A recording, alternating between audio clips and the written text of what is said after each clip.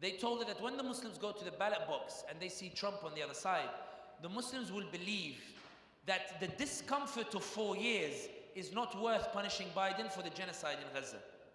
That though 15,000 Palestinians were killed in Gaza, the fear that Trump might cause discomfort over the next 4 years, that discomfort might be so great that maybe the Palestinians were really sorry, and I've seen the houses you have in America, mashallah, like they're nice big houses. I know that it's a bit difficult, you know, to suffer discomfort in those houses. I know it sounds like I'm emotionally blackmailing you, and perhaps I am. But the point is that they told Rashid Tlaib, Muslims will forget by November.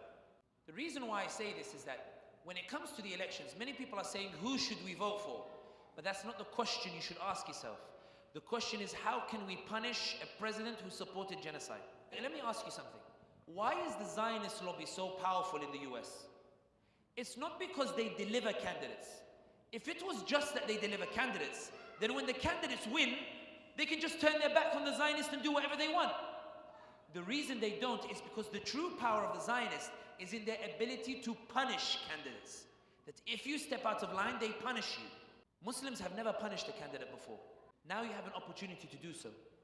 Imagine the shift in American politics when Muslims, for the first time in American history, topple a sitting US president. It doesn't matter who comes afterwards. You will have demonstrated a power that only the Zionist lobby has been able to demonstrate in American politics. And that's why some people might say, but what happens if Trump comes afterwards?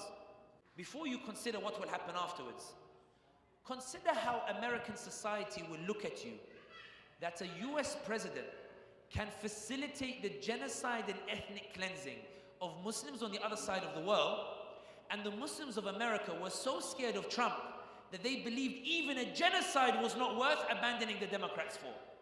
Imagine the humiliation. Imagine the way that they will never take you seriously again. They will say, if we can even commit a genocide and they will still vote for us, we don't even need to visit them on Eid. We can just ignore them. These Muslims have no choice.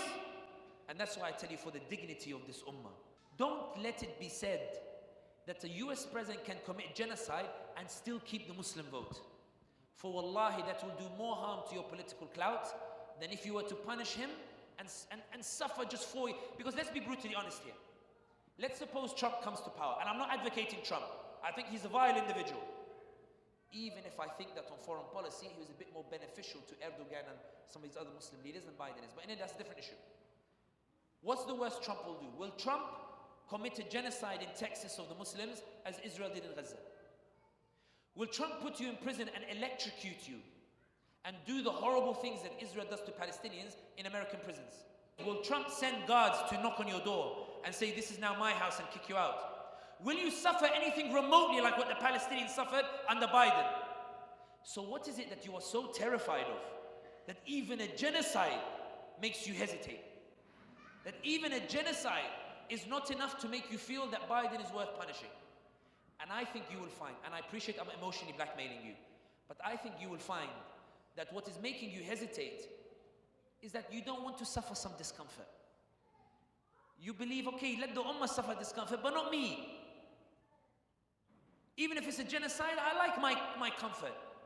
And Ibn Khaldun warns, he says the destruction of the Muslim civilization comes about when the Muslims get so used to wealth, they forget what it means to sacrifice.